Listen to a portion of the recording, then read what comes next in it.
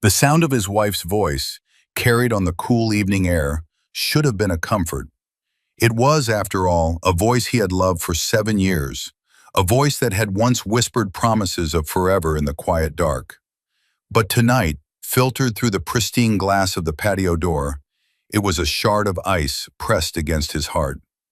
Liam stood in the manicured side garden of his in-laws' opulent home, his hand frozen on the handle. He had been about to step inside, to rejoin the family gathering, his old leather portfolio tucked under his arm. Inside, laughter mingled with the clinking of wine glasses. Sarah was speaking to her mother Carol and her brother Mark. Her tone was one of weary confession, the kind shared between allies in a long, tiresome war. "I just don't know how much more of this I can take, Mom," Sarah said, her voice a low murmur that still managed to cut through the ambient noise. "Dad is just relentless with him."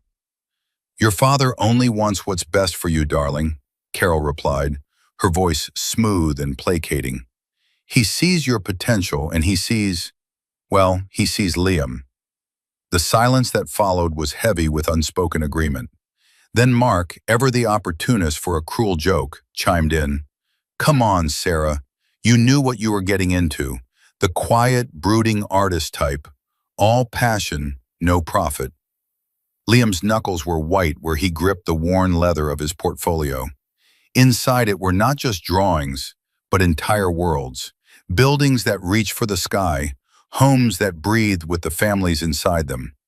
Inside it was the culmination of a decade of silent, relentless work. To them it was a prop, a symbol of his quaint, unprofitable hobby. Then came the words. The final, devastating blow, delivered by the woman he had vowed to cherish. Sarah sighed, a long, theatrical exhalation of despair. "I know, I was young. I thought it was romantic, but the romance fades, and you're left with the reality. He's the mistake I settled for." The mistake I settled for. The sentence did not explode in his mind. It landed. Simple, devastating, final. It was a quiet bomb that vaporized the entire landscape of his marriage, leaving behind a silent, smoking crater where his love had been. The birdsong in the garden seemed to cease. The scent of blooming roses turned acrid. For a moment, Liam couldn't breathe. He felt the sting not of anger, but of a profound, hollow sadness. He had given this woman his loyalty, his quiet support, his unwavering belief in her. And in return, he had become a line item in her ledger of life's disappointments, an error to be lamented over expensive wine. He looked down at the portfolio. The leather was scuffed and softened with age, the corners rounded from years of being carried from site to office to home. It looked humble, unassuming, just like him. They thought they knew him. They saw a quiet architect who struggled to make ends meet, who drove a sensible car, who lived in a modest apartment while Sarah's family inhabited a world of sprawling estates and corporate dominance. They saw the man on the surface, the one he allowed them to see. They had no idea what was hidden beneath. They had no idea what was contained within the worn leather of the portfolio he held. And in that moment, a cold, clear certainty settled over him. They would. Soon, they would all know. We've all felt underestimated at some point in our lives, haven't we? That sting of being judged on appearances, of having our worth measured by the wrong ruler. If you've ever been in that position, I know you'll understand the journey Liam is about to take. Let me know in the comments where you're watching from, as we love to see how far our stories travel. And if you enjoy watching arrogance meet its match, make sure to like this video and subscribe to the channel for more stories of quiet strength and ultimate vindication. Now, let's get back to Liam as he takes a deep breath and prepares to walk back into the lion's den. Liam's fingers relaxed their grip on the handle.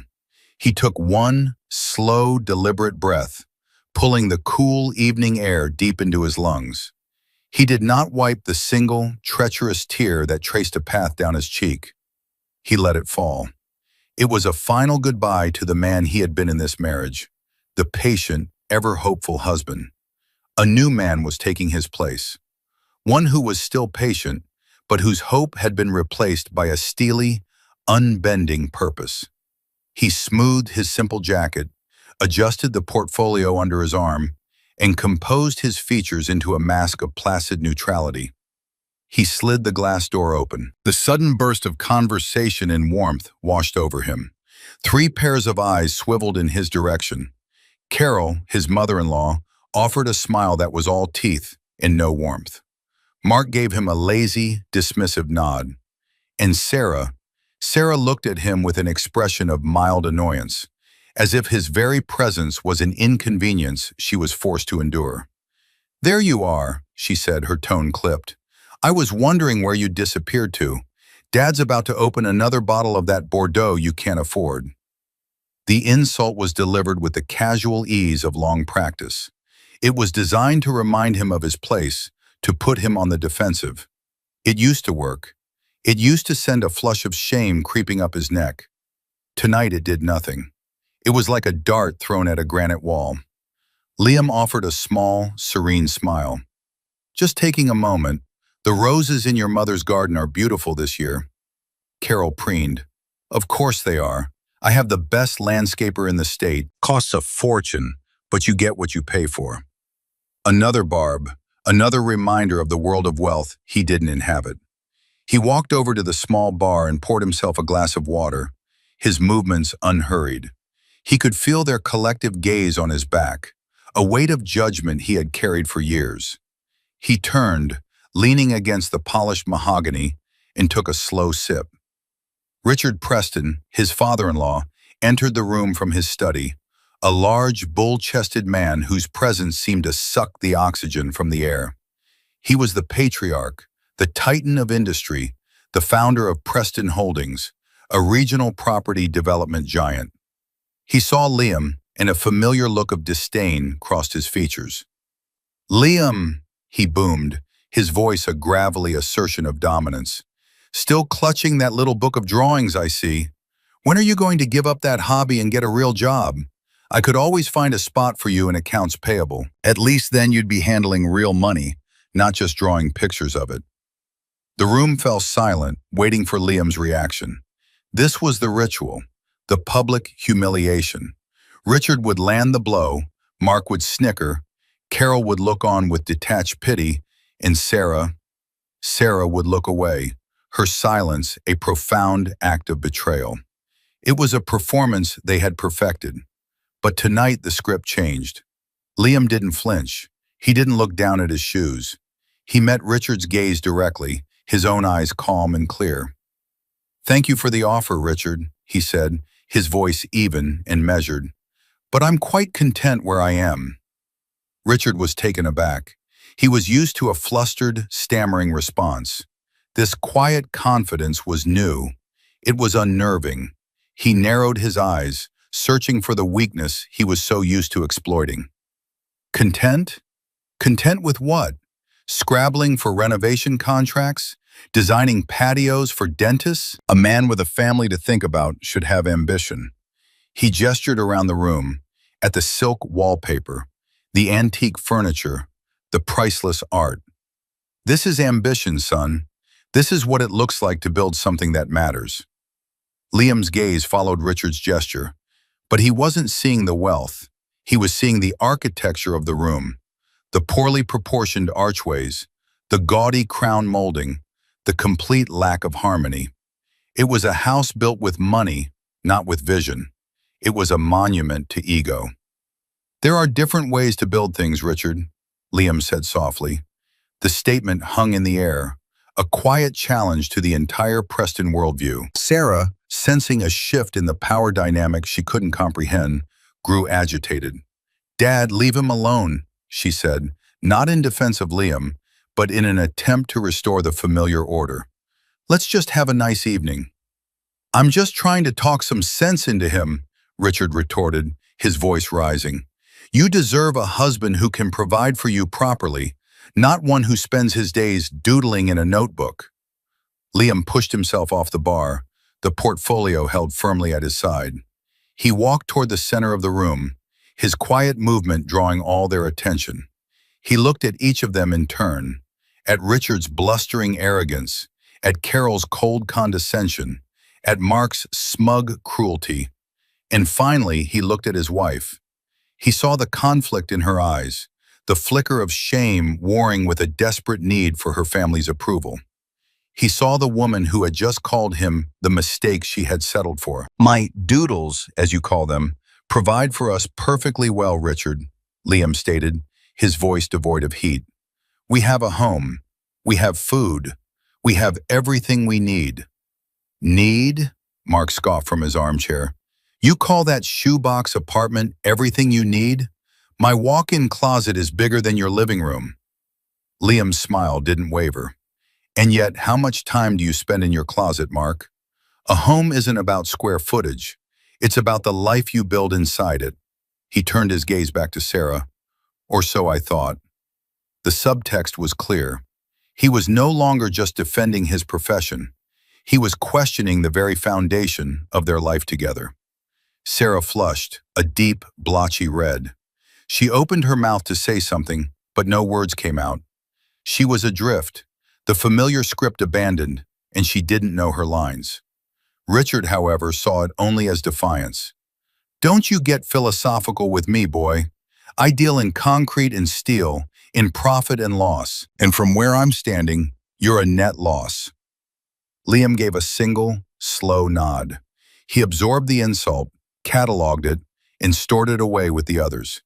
The collection was nearly complete. He knew this evening was just another scene in a long-running play, but he also knew the final act was approaching, an act he alone had written. "Well," Liam said, his voice still unnervingly calm, "I wouldn't want to be a net loss at your dinner table." He placed his untouched glass of water down. "Sarah, I think I'll head home. I have an early morning." Before anyone could protest, he turned and walked out, the patio door sliding shut behind him with a soft click. He didn't look back. He left them in a state of stunned, confused silence. They had expected a retreat, a surrender. They had gotten something else entirely, a quiet, dignified withdrawal that felt, somehow, like a victory. As Liam walked to his modest car, the weight of their judgment felt lighter than it had in years. It was being replaced by the solid, reassuring weight of the portfolio under his arm, and the plan that was now irrevocably in motion. The mistake they thought they knew was about to show them the true cost of their error. The weeks that followed settled into a new, strange rhythm. On the surface, nothing had changed. Liam and Sarah continued to inhabit the same apartment, a space that now felt charged with unspoken words. They moved around each other like polite strangers, their conversations limited to household logistics. "I'll be working late tonight. We're out of milk. Your mother called." The easy intimacy they had once shared was gone, replaced by a careful, brittle courtesy. Sarah seemed content to exist in this limbo, perhaps believing that if she ignored the chasm that had opened between them, it might simply disappear. She didn't ask about his late nights. She didn't ask why he now spent his weekends locked in his small home office. She didn't notice the quiet intensity that had settled deep in his eyes. She saw only what she wanted to see, the same unassuming husband, the same manageable disappointment. But away from her sight, Liam's world was anything but unassuming. His office was not the small, struggling one-man operation the Prestons imagined. It was a discreet, minimalist studio in a converted warehouse downtown, the unmarked door giving no hint of the powerhouse within. This was the headquarters of Ethelred Designs. The name was a nod to his passion for history and enduring structures, a name that spoke of legacy and substance. Inside, a team of 10 brilliant young architects and designers worked, their energy and creativity fueling a firm that had, in just 5 years, become one of the most respected boutique architectural practices in the country. They didn't chase volume, they chased vision. They had won national awards for a museum design in Chicago, a sustainable library in Portland, and a breathtaking private residence cantilevered over a cliff in Big Sur. Their clients were discerning, wealthy individuals and institutions who sought art, not just buildings. Liam had cultivated this success quietly, deliberately keeping his name out of the flashy trade magazines his father-in-law devoured. He valued the work, not the notoriety. His wealth was substantial, managed by a discreet financial advisor, and it grew with each completed project. The modest apartment, the sensible car, they weren't necessities, they were choices. Choices that allowed him to live a life free from the suffocating materialism that defined the Preston family. He had tried to share this world with Sarah, to explain that his fulfillment came from creating, not from acquiring. She had smiled and nodded, but he now understood she had never truly listened. His team was currently consumed by a single, all-encompassing project, codenamed the Phoenix. It was a proposal for the largest urban renewal initiative the city had seen in a century, the redevelopment of the derelict South Side waterfront.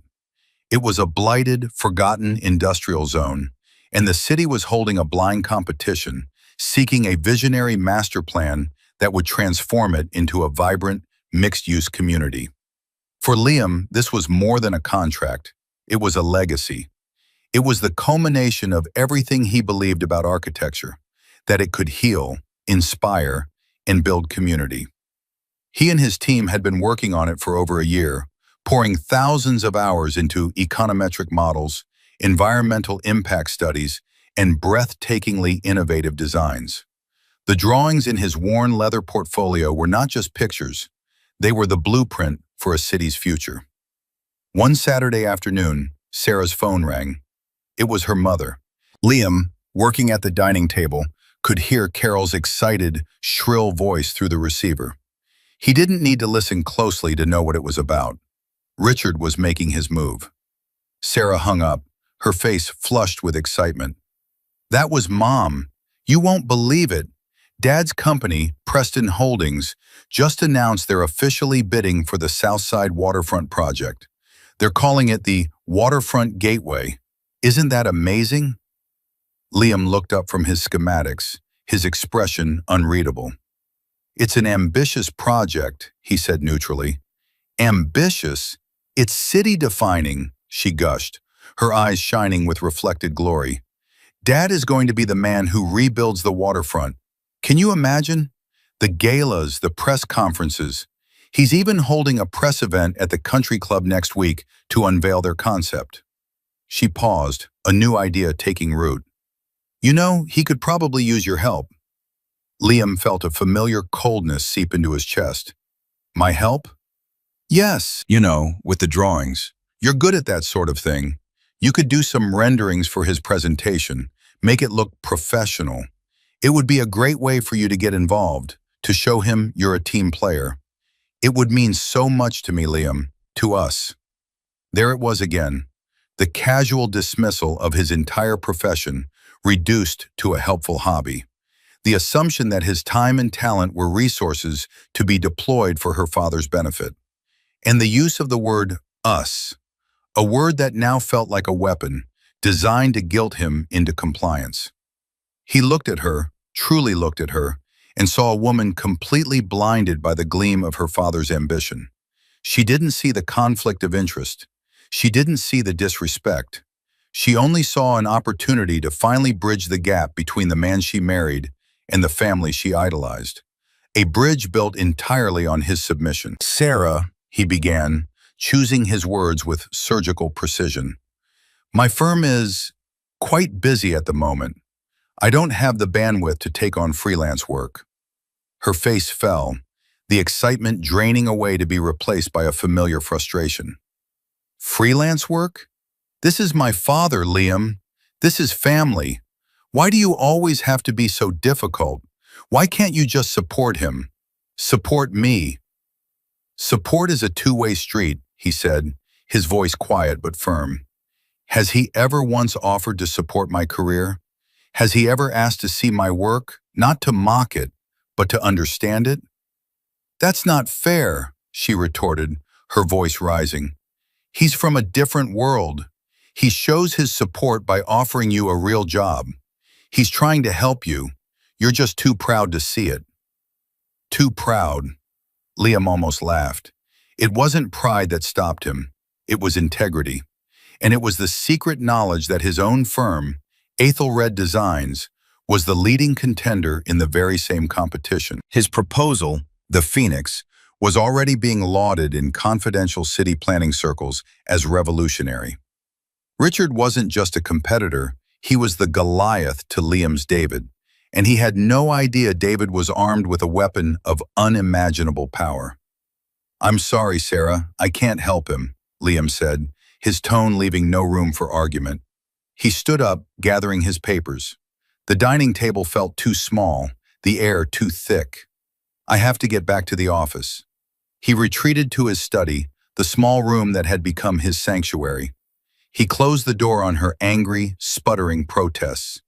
He sat at his desk and looked at the master plan for the Phoenix pinned to the wall. It was a vision of green spaces, elegant towers that didn't block the sun, public art, and affordable housing integrated seamlessly with luxury condos. It was a project for people. He then pulled up an industry news site on his computer. A press release from Preston Holdings was the top story. It featured a rendering of their waterfront gateway. It was exactly what he expected, a soulless, monolithic block of concrete and glass, designed to maximize profit at the expense of human experience. It was arrogant, ugly, and cheap. It was Richard Preston in architectural form, and Liam knew with absolute certainty that it would fail. Richard was about to stake his company's reputation and a massive amount of capital on a losing bid, and the man who would defeat him was the son-in-law he so openly despised. The trap wasn't just set. Richard was walking into it, whistling a tune of his own self-importance, and Sarah was cheering him on. The following weeks saw Richard Preston's campaign for the Waterfront Gateway project shift into overdrive. His face was plastered on the business pages of the local paper, always with a hard hat perched jauntily on his head, pointing at some unseen future. He gave interviews from his lavish office, Preston Holdings emblazoned on the wall behind him, speaking in grand terms about his vision and giving back to the city. He was a master of self-promotion, and the media, enamored with his story of homegrown success, ate it up. He hosted a lavish gala at the country club to unveil the full scope of his proposal, an event Sarah insisted she and Liam attend. It was an exercise in calculated humiliation. Liam stood in a tuxedo that felt like a costume, a glass of champagne in his hand, as person after person came to congratulate Richard. His father-in-law was in his element, basking in the glow of adoration. When he saw Liam, he strode over, a shark sensing blood in the water. "Well, look at you," Richard boomed, clapping Liam on the shoulder with enough force to make him stumble. "All dressed up with nowhere to go. See, son, this is what real success looks like. Not hiding in some dusty office. It's about making things happen." He gestured to a large, glossy rendering of his waterfront gateway project. "What do you think? A bit bigger than the back porches you're used to, eh?" Liam looked at the rendering. It was even worse up close. A collection of generic, imposing towers that cast long, dark shadows over the paltry sliver of green space allotted for the public. It was a fortress of wealth, designed to wall off the rich from the rest of the city. "It's certainly large," Liam said, his voice a study in neutrality. Richard laughed, a loud, barking sound. "Damn right it's large. It's going to make a fortune, and it's going to put the Preston name on the map for good." Throughout the evening, Sarah clung to her father's arm, her eyes shining with pride. She played the part of the devoted daughter perfectly. When she was with Liam, however, a cold distance remained. She was angry with him for his refusal to help, seeing it as a personal betrayal. "I don't understand you, Liam," she whispered fiercely at one point, when they were momentarily alone. "This is a chance for our family to achieve something incredible, and you're acting like a sullen child. People are starting to notice. My father's partners have been asking why my husband, the architect, isn't involved." "And what do you tell them?" Liam asked, genuinely curious. "I make excuses for you. I say you're busy with your own small projects. I have to cover for you, to protect you from looking like a failure." The words, meant to wound him, barely registered. He was playing a much longer game. He knew something that Richard, in all his blustering confidence, did not. The city's selection committee for the waterfront project was headed by a panel of independent experts, including some of the most respected names in international architecture and urban planning. They were impervious to local politics and backroom deals. Richard thought he could win with bluster and influence. Liam knew the only thing that mattered was the quality of the design itself. Richard was fighting a public relations war, while Liam was focused on winning the actual battle. Unbeknownst to the Prestons, Liam's Phoenix project had passed through 2 rounds of anonymous review with flying colors. His file was known only by a number, 734. The feedback from the committee was glowing. They called proposal number 734 visionary, profoundly humane, and a new paradigm for urban living. Liam was now in the final round, one of 3 contenders. One of the other finalists was a prestigious firm from New York. The third was Preston Holdings. Richard, however, was supremely confident. He'd heard rumors that a New York firm was in the running, but he dismissed them as coastal elites who didn't understand the city's fabric. He had no idea there was a third, local contender, a silent player moving with devastating precision right under his nose. He believed it was a 2-horse race, and that his local connections and aggressive lobbying would carry the day. The pressure from Sarah intensified.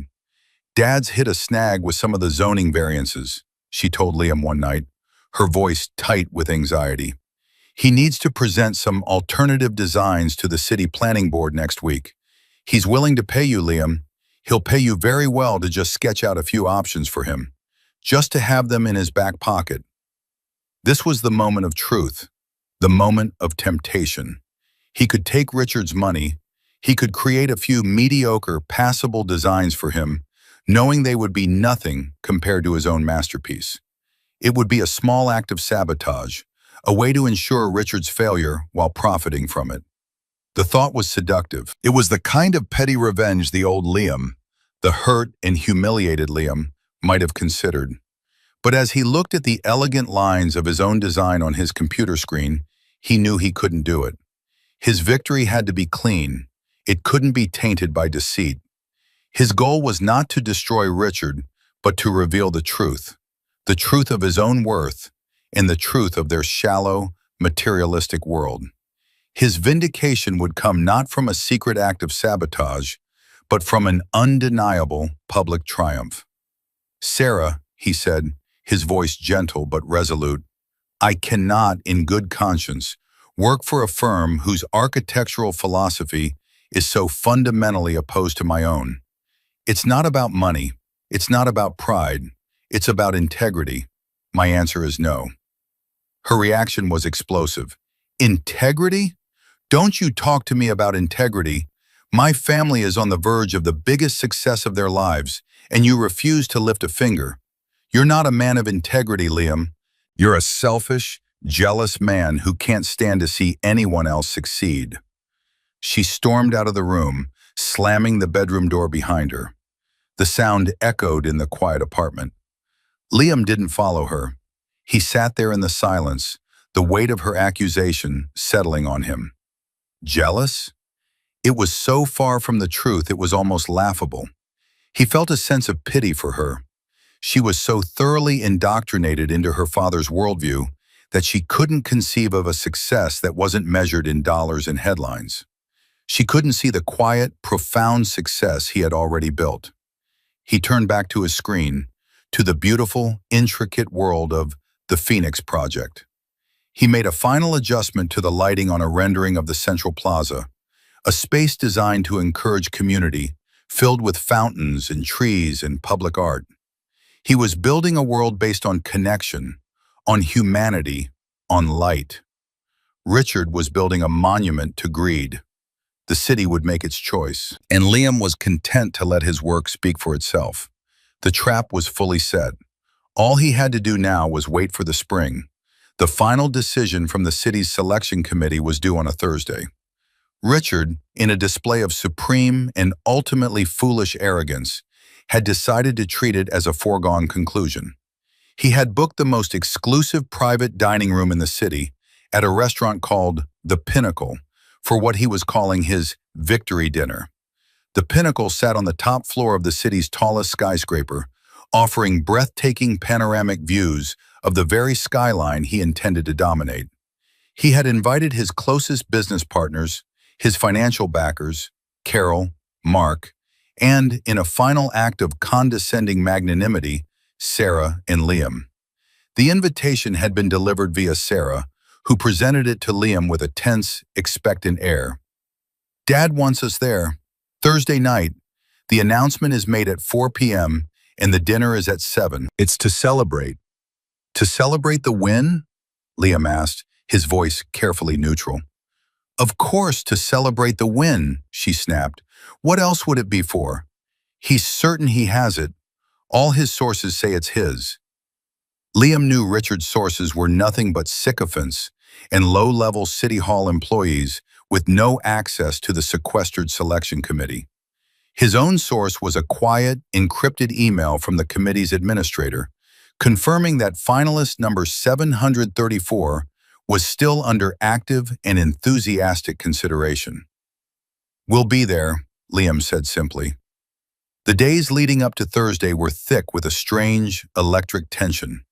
At the Ethelred Design Studio, the mood was one of quiet, nervous excitement. The team knew they had submitted the work of their lives. They had done everything they could. Now it was out of their hands. Liam projected an aura of absolute calm, which in turn steadied his team. He trusted the process. He trusted his work. At home, the silence between him and Sarah was heavier than ever.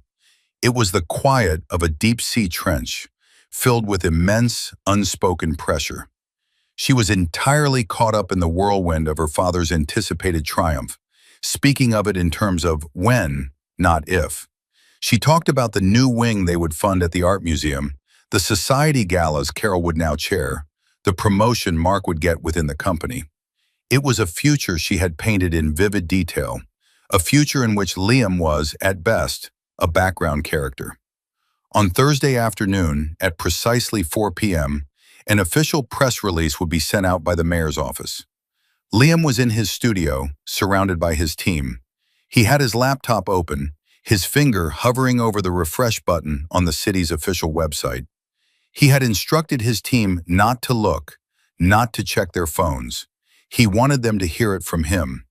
The silence in the studio was absolute. The only sound was the hum of the servers and the distant city traffic. At 4:01 p.m., Liam clicked refresh. The page reloaded. A new headline appeared in bold letters. "City announces Ethelred Designs as winner of waterfront redevelopment contract with visionary Phoenix Project." A slow smile spread across Liam's face. He looked up at the anxious faces of his team. He didn't shout. He didn't pump his fist. He simply said in a quiet, steady voice, "We did it." The room erupted. Cheers, applause, hugs. The culmination of a year of relentless effort exploded in a joyous catharsis. Champagne bottles that had been chilling for a week were popped, the corks hitting the high industrial ceiling. Liam accepted the congratulations, his heart swelling with pride not for himself, but for the brilliant young minds who had poured their souls into this work alongside him. An hour later, his phone buzzed. It was Sarah. Her voice was ecstatic.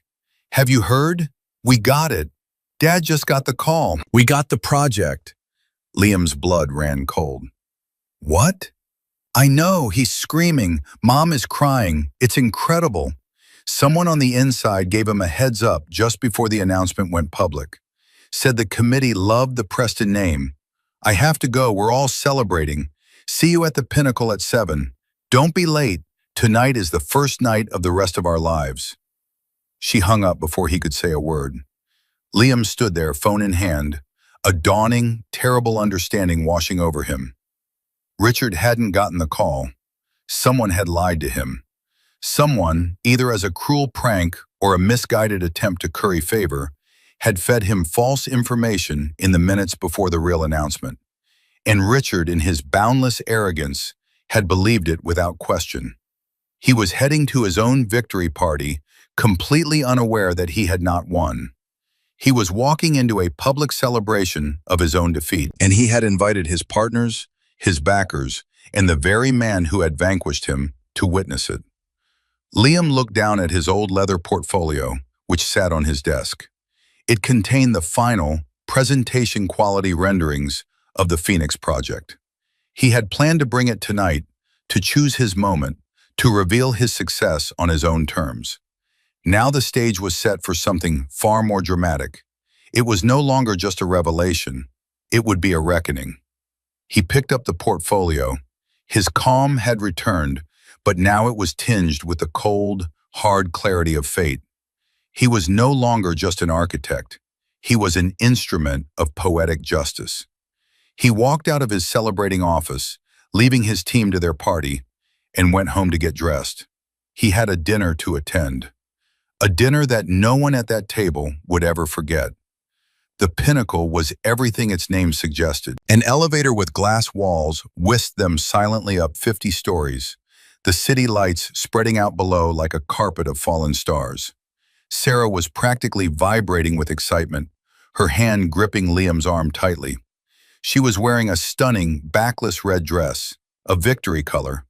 She looked beautiful, and for a fleeting moment, Liam felt a pang of the old affection, a ghost of the man who had loved her. But the feeling vanished as soon as she spoke. "I hope you can be happy for him tonight, Liam. For me," she said, her voice a mix of plea and command. "No more of your moodiness. Tonight is about family. It's about success." "I will be exactly what the evening requires," Liam replied, his voice a low, placid rumble. The elevator doors opened into a private vestibule of hushed, expensive elegance. A maitre d' in a flawless tuxedo led them toward the Olympus room. The room was breathtaking. A single, long table, set for 12 with gleaming silver and crystal, ran parallel to a floor-to-ceiling window that offered a 180-degree view of the city. At the center of that view, shrouded in the darkness of the evening, lay the Southside waterfront. Richard stood at the head of the table, a veritable king holding court. His partners, two silver-haired men named Henderson and Croft, flanked him. Mark and Carol were there, their faces flushed with triumph. Everyone was laughing, champagne flutes held high. They were the picture of masters of the universe. "Ah, the happy couple arrives," Richard boomed as Liam and Sarah entered. "Sarah, my darling, you look like a goddess. And Liam, you brought your satchel." He gestured to the leather portfolio tucked under Liam's arm. "Hoping to get some notes from the big leagues?" The table chuckled obediently. Mark smirked into his glass. Liam simply smiled his serene, unnerving smile and took his seat beside Sarah. He placed the portfolio carefully on the floor beside his chair. It was a quiet promise, waiting to be fulfilled. The dinner began. Course after exquisite course was served, each paired with a rare and expensive wine. The conversation was loud, boisterous, and entirely centered on Richard. He recounted a heavily embellished version of his fight to win the project, painting himself as a lone warrior battling against incompetent city bureaucrats and out-of-touch coastal elites. His partners, Henderson and Croft, nodded along, adding their own sycophantic praise. "Never had a doubt, Richard," Henderson said, raising his glass. "Your tenacity is second to none." "The Preston name carries weight in this city," Croft added. "They were never going to give a project this important to an outsider." Liam ate his seared scallops in silence, watching the performance. It was mesmerizing in its delusion. These powerful, intelligent men were so caught up in their own narrative, so high on the fumes of their perceived success, that they hadn't even bothered to do the most basic due diligence, to read the official press release from the mayor's office. Their entire celebration was built on a foundation of rumor and ego. It was a house of cards, and Liam was holding the gust of wind that would bring it all down. Sarah, seated beside him, occasionally tried to draw him into the conversation. "Isn't it wonderful, Liam?" she'd whisper. He would simply nod, his eyes never leaving her father. Finally, the main course was cleared, and Richard stood, tapping his glass for attention. The room fell silent. This was the moment, the victory speech. "Friends, partners, family," he began, his chest puffed out. "Tonight we stand on the precipice of history. The Waterfront Gateway is more than a project. It's a legacy. It's a testament to what a man can build with vision, with grit, and with the courage to ignore the naysayers." His eyes swept the table and landed, inevitably, on Liam. "There will always be small men," he continued, his voice dripping with condescension. "Men who are content to sit on the sidelines, to dream small dreams and draw their little pictures. Men who lack the stomach for the fight, who wouldn't know a real opportunity if it hit them in the face." He paused, letting the insult hang in the air. Sarah shifted uncomfortably in her seat, a flicker of something, shame perhaps, crossing her face. "But we are not those men," Richard thundered, his voice rising to a crescendo. "We are builders, we are victors, and this project is our trophy. Maybe one day," he said, looking directly at Liam now, a cruel smirk on his face, "you'll be involved in something this big, son. Keep it those little drawings. You might get there eventually." He raised his glass. "To Preston Holdings, to the Waterfront Gateway, to victory." The table erupted in a chorus of "To victory!" and "Hear, hear!" Glasses clinked. The celebration had reached its peak. The quiet before the storm was over. As the applause died down, Liam remained seated. He took a slow, deliberate sip of water. Then, in the echoing silence, he spoke. His voice was not loud, but it cut through the celebratory haze like a surgeon's scalpel. "Actually, Richard," he said calmly, "I do have something to say about the Waterfront Gateway project." Every head turned toward him. The mood shifted instantly from triumph to confusion. Richard lowered his glass, his expression darkening. "What did you say?" Liam reached down and lifted his portfolio, placing it on the table with a soft, definitive thud. "I said, I have something to say." He looked around the table, his gaze moving from one confused face to the next until it rested on Richard. "For 5 years," Liam began, his voice a low, steady cadence, "I have sat at your table. I have listened while you called my life's work a hobby. I have listened while you called my designs little drawings. I have listened to you describe me as a net loss and a failure. I have endured your son's jokes about my home and my car. I have watched your wife look at me with pity and your own daughter look at me with shame." He paused. The room was utterly still. This was not the fumbling, awkward Liam they knew. This was someone else, someone with a spine of steel. "You speak of victory," Liam continued, his voice gaining a quiet power. "You toast to success, but you seem to have a fundamental misunderstanding of what happened today." He unfastened the latches on his portfolio. The clicks echoed in the silent room. He pulled out a large, beautifully rendered drawing and unrolled it onto the table. It was a breathtaking aerial view of a waterfront alive with parks, graceful towers, and sparkling waterways. It was elegant, humane, and utterly brilliant. It was the Phoenix Project. "This," Liam said, his voice dropping to an almost whisper, "is the new Waterfront Gateway." Richard stared at the drawing, his face a mask of confusion. "What is this nonsense? That's not my design." "No," Liam agreed, "it's not." He looked directly at Richard, his eyes holding no malice, only a profound, unwavering certainty. "It's mine." The silence that followed was a physical thing, a crushing weight that pressed down on every person at the table. Richard stared at the plans, then at Liam, a dawning horror beginning to flicker in his eyes. He opened his mouth, but only a dry, croaking sound emerged. I don't understand," Henderson, one of the partners, stammered, looking from the plans to Liam's calm face. Liam didn't look away from his father-in-law. It's quite simple, really. You see, Richard, you didn't win the waterfront contract. The statement landed. Simple, devastating, final. That's a lie, Richard finally roared, his face turning a blotchy, apoplectic red. I got the call. My source confirmed it. Your source was wrong, Liam said flatly. Or they lied. The mayor's office issued a press release at 4:01 p.m. You were so busy planning your victory party, you never thought to actually read it. He slid his phone across the polished table. The screen lit up with the official city webpage. The headline was stark and undeniable. Mark snatched the phone. He read the headline, his smug expression dissolving into disbelief. It says, Ethelred Designs, he whispered, his voice barely audible. Ethelred Designs? Croft, the other partner, repeated, his voice sharp with alarm. Who the hell is Ethelred Designs?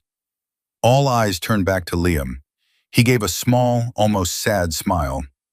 That would be my firm, he said quietly. My architectural firm, the one I founded 5 years ago. The one you all thought was just me in a dusty little office, making little drawings. He let that sink in. He watched the gears turning in their minds, the frantic recalculations, the dawning comprehension of the sheer scale of their misjudgment. He saw the blood drain from Richard's face, leaving it a pale, doughy mask. He saw Carol's hand fly to her mouth, her eyes wide with shock. He saw Mark staring at him as if he were a ghost. And he saw Sarah. Her face was a canvas of conflicting emotions, shock, confusion, betrayal, and a tiny, horrifying flicker of awe. She was looking at her husband, the man she had called a mistake, as if for the very first time. You? She breathed, the word a wisp of sound. You won the project? We won the project, Liam corrected her gently. My team and I. We've been working on it for over a year.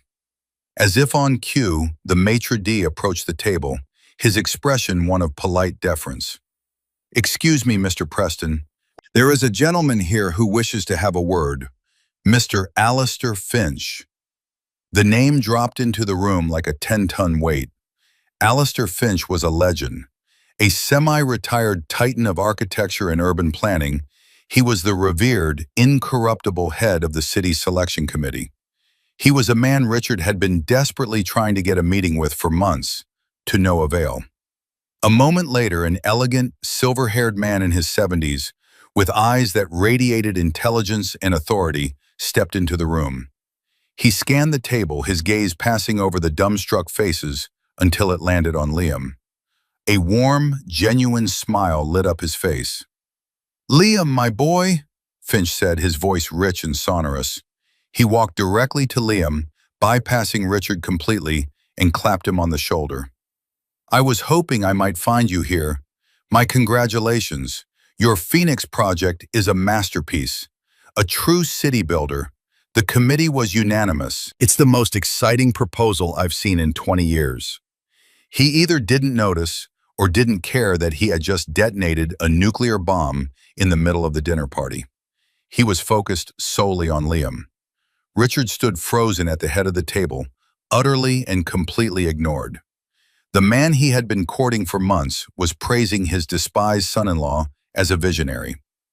Thank you, Alistair, Liam said, his voice filled with genuine warmth. That means a great deal coming from you. Nonsense, the work speaks for itself, Finch said dismissively. He finally seemed to notice the others at the table, his eyes sweeping over them with a look of mild curiosity, as if they were part of the restaurant's decor. He gave a curt, formal nod. Preston. The single word delivered in a cool, dismissive tone was more devastating than any insult. It was a complete dismissal of Richard's status, his power, his very existence. In that one word, Alistair Finch had confirmed everything. Richard was a nobody. Liam was the visionary. Finch turned back to Liam. We'll have to have lunch next week. There are a few philanthropic investors tied to the project who are eager to meet the mind behind the design. He gave Liam's shoulder a final, congratulatory squeeze. A triumph, my boy. a true triumph. With another polite nod to the stunned table, Alistair Finch turned and was gone, leaving a silence that was deeper and more profound than before. The air was thick with the wreckage of Richard Preston's ego. The reversal of fortune was complete. The humiliated now held all the power.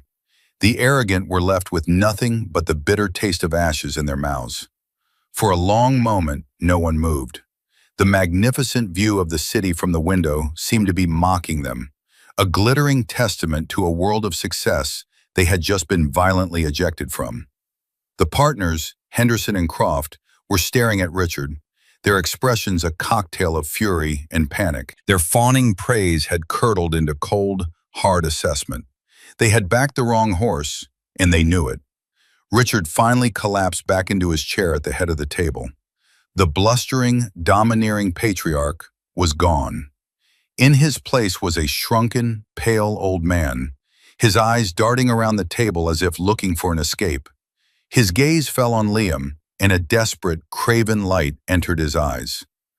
"Liam, son," he began, his voice a hoarse, unfamiliar rasp. I had no idea. This is incredible." He forced a ghastly smile. "We should talk. A partnership. Preston Holdings and your firm. We could build this together.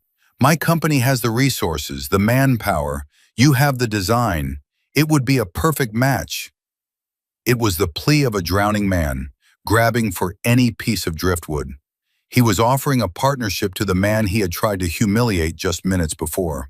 The irony was so thick, Liam could almost taste it. Liam looked at him, not with triumph, but with a kind of weary pity. He employed the moral mirror, holding it up for Richard to see his own reflection. "A partnership, Richard?" he asked, his voice still quiet, still calm. "A partnership requires a foundation of mutual respect. In 5 years, you have never once shown me a shred of it. You have mocked my work, insulted my ambition, and belittled me in front of my wife.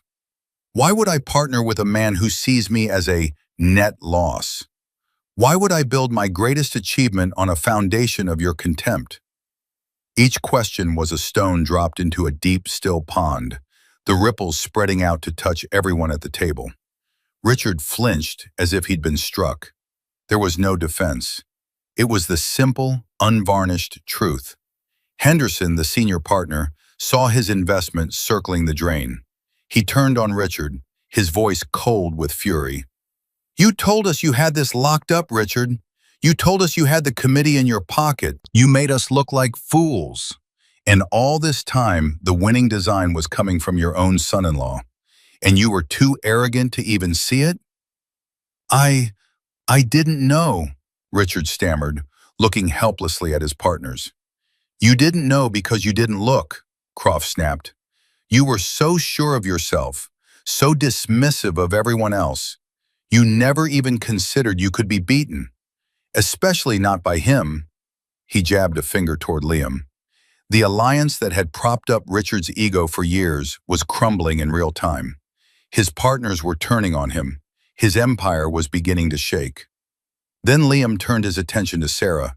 She had been sitting in stunned silence, her face pale, her eyes wide and haunted. She looked from her father's pathetic, crumbling form to Liam's calm, powerful presence. The two pillars of her world had just switched places, and she was lost in the earthquake. "Liam," she whispered, her hand reaching out as if to touch his arm, but then hesitating, uncertain. I'm so sorry. I didn't know. I had no idea." Liam looked at her, and all the pain of the last 7 years, all the quiet humiliations, all the silent betrayals coalesced in his gaze. This was the heart of it, the true reckoning. "Didn't know?" he asked, his voice soft but devastating. "Or didn't care to know? You heard my dreams, Sarah. For years I told you what I wanted to build. You just never believed in them. You never believed in me.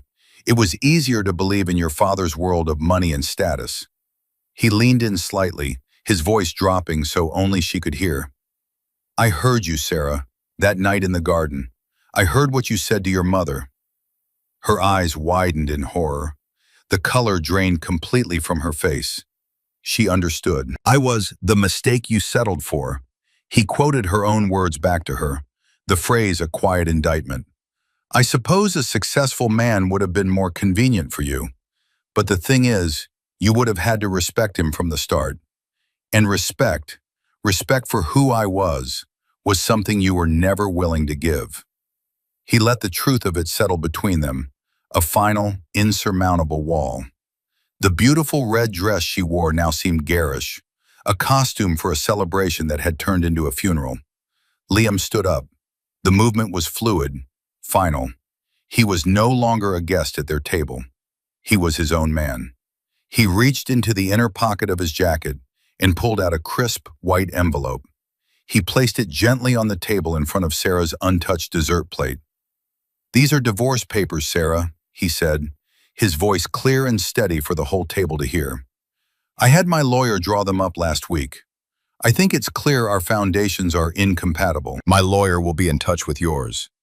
He looked around the table one last time, at the wreckage he had wrought, not with anger or revenge, but with the simple, undeniable power of the truth. He had not sought to destroy them, only to be seen. And in seeing him, they had been forced to see themselves. Without another word, he picked up his portfolio, turned his back on the ruins of his marriage and the shattered egos of the Preston family, and walked out of the Olympus room. He didn't look back. The doors slid shut behind him, leaving them to the deafening silence and the cold, glittering view of a city that was now his to shape. The months that followed the dinner at the Pinnacle were a study in implosion. The consequences for the Preston family were not swift and cinematic, but slow, grinding, and absolute. The story of Richard Preston's hubris became a legend in the city's business circles. It was a delicious piece of gossip, told with schadenfreude in boardrooms and at country club bars. The story of the mighty developer who was so arrogant he threw a victory party for his own defeat, only to be vanquished by the son-in-law he'd spent years belittling. Richard's partners, Henderson and Croft, publicly and messily dissolved their partnership with Preston Holdings. They issued a statement citing a fundamental loss of confidence in leadership and a catastrophic failure of due diligence. Their withdrawal of capital triggered a cascade of failures. Investors, spooked by the public humiliation and the loss of the lucrative waterfront contract, pulled their funding. Lines of credit were called in. Stock in Preston Holdings, once a regional powerhouse, plummeted until it was nearly worthless. Richard, the man who dealt in concrete and steel, found his empire was nothing but a house of cards. He was forced to sell off assets at a fraction of their value just to cover his debts. The sprawling family estate, the one Carol had lorded over Liam for years, went on the market. Mark, who had built his entire identity on the foundation of his father's wealth, was hit the hardest. His cushy executive position at Preston Holdings vanished. He had to sell his sports car and trade his luxury condo for a cramped apartment in a less fashionable part of town. His snide, confident smirk was replaced by the pinched, anxious look of a man who has to check his bank balance before buying groceries. The universe had delivered a proportional response. The man who mocked Liam's modest apartment now lived in one himself. Carol, stripped of her status as a society queen, withered. Her charity galas were canceled. Her friends, who had orbited her for her wealth and influence, suddenly stopped returning her calls. Her world of appearances had been predicated on a reality that no longer existed. And Sarah was adrift. She was caught in the wreckage of her two worlds. Her family, once a source of strength and pride, was now a vortex of bitterness and recrimination. Her father blamed her for bringing Liam into their lives. Her mother blamed her for not being able to manage her husband. At the same time, the man she had dismissed as a mistake was now one of the most celebrated figures in the city. Liam's Phoenix project broke ground to massive fanfare. The mayor himself was at the ceremony, praising Aethelred Designs for its human-centric vision. Liam's face was now the one in the papers, not with a hard hat perched jauntily on his head, but with a look of quiet, focused intensity as he reviewed blueprints with his team. He was hailed as a visionary, a local hero who had beaten out national competition to create something truly special for his city. He handled the newfound fame with the same grace and humility he had always possessed. He poured his energy into the project, ensuring every detail lived up to the promise of his design. He was not just building structures, he was creating jobs, revitalizing a community, and pouring his soul into the city's future. Sarah tried to contact him. In the first few weeks, the calls were frantic, desperate. "Liam, please, we need to talk. This is all a misunderstanding. I love you." He didn't answer. He let the calls go to voicemail, and his lawyer handled all communication. The voicemails then turned angry. "How could you do this to my family? To me? After everything we've been through? You did this out of spite." Then they cycled back to pleading, each message more lost and pathetic than the last. She was a woman who had never had to face real consequences, and she was drowning in them. Liam listened to one of them, then deleted the rest without hearing them. It wasn't that he was without feeling. He felt a profound sadness for the woman she had become, for the love they had lost. But he knew, with unshakable certainty, that there was no going back. Her apologies were born of her own desperation, not of a true understanding of the hurt she had caused. She was sorry for the outcome, not for the actions that led to it. He moved out of their shared apartment and into a minimalist loft in a converted factory downtown, a space that was all clean lines, natural light, and honest materials. It was a space that reflected him. He focused on his work, finding solace and purpose in creation. He wasn't reveling in the Prestons' downfall. In fact, he took no pleasure in it. Their ruin was simply the natural, inevitable consequence of their own choices. It was gravity. What goes up must come down, especially when it is lifted by the hot air of arrogance. He had simply refused to be their safety net any longer. His only action had been to stand in his own truth. The rest had taken care of itself. He was at peace. One evening, months later, Liam stood on a temporary balcony on the 5th floor of the first rising tower of the Phoenix Project. The sun was setting, casting long shadows and painting the sky in hues of orange and purple. Below him, the massive construction site was a hive of activity, a symphony of industry and progress. In the distance, the city skyline he was now reshaping glowed against the twilight. He held a letter in his hand. It had come in the mail that day, forwarded from his lawyer's office. The envelope was simple, the handwriting instantly recognizable as Sarah's. He had almost thrown it away, but something had stopped him. He opened it. The letter was different from the desperate voicemails. The tone was not pleading or angry, but quiet, reflective, and deeply sad. "Liam," it began, "I am not writing this to ask you to come back. I am not writing to ask for your forgiveness because I know I haven't earned it. I am writing because I need to say the things I was too blind and too cowardly to say before. You were right about everything. I didn't believe in you because I was a coward. I was more afraid of my father's disapproval than I was committed to your happiness. I measured your worth by his ruler, and that was my greatest failing. I saw your quietness not as strength, but as weakness. I saw your integrity not as a virtue, but as a lack of ambition. I was wrong, so deeply, fundamentally wrong. That night at the restaurant when Alistair Finch walked in and spoke to you, I saw you for the first time, the real you, the man who had been there all along, whom I had refused to see.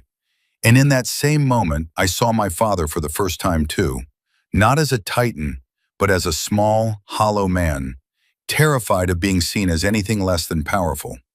I called you the mistake I settled for.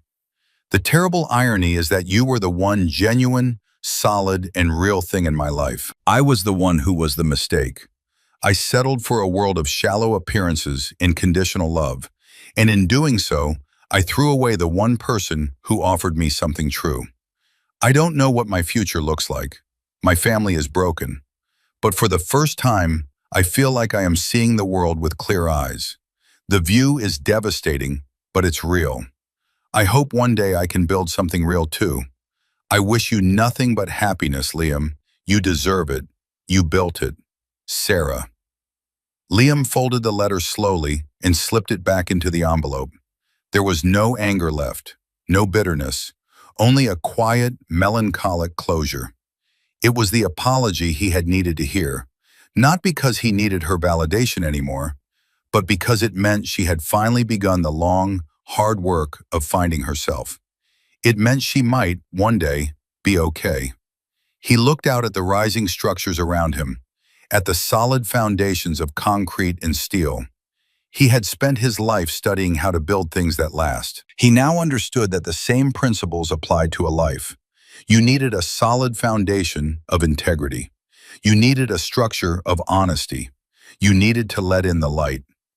The Prestons had built their world on a foundation of lies and ego, and it had crumbled at the first tremor of truth. He was building his on something more enduring. The central lesson in all of this is as simple as it is profound. True worth is not what the world sees in you, but what you build within yourself. It's not measured in applause or bank accounts, but in the quiet integrity of your choices.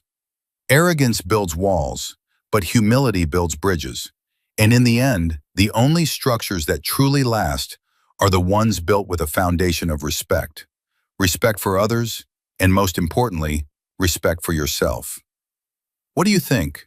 Was Liam's response justified, or did he go too far? We'd love to read your perspective in the comments below. And if this story of vindication and quiet strength resonated with you, please give it a like and subscribe to the channel for more content that celebrates the underdog. Thank you for joining us on this journey. Until next time, remember to build your own life on solid ground.